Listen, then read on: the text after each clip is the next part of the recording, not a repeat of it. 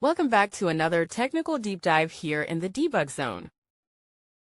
Today we're tackling a big question and breaking it down with us from other users. Hopefully this clears up some misconceptions and helps you get the answer you need. So buckle up, stay a little curious, and let's jump right in.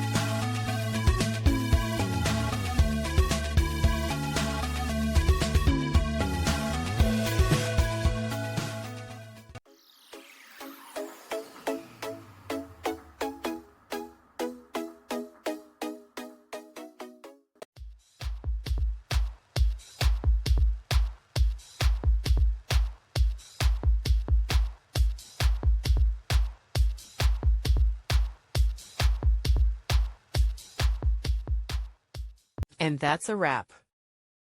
I hope you found the answer you were looking for. If you did, take a second to hit that subscribe button. It really helps out. And let me know in the comments which solution worked best for you. See you next time in the debug zone.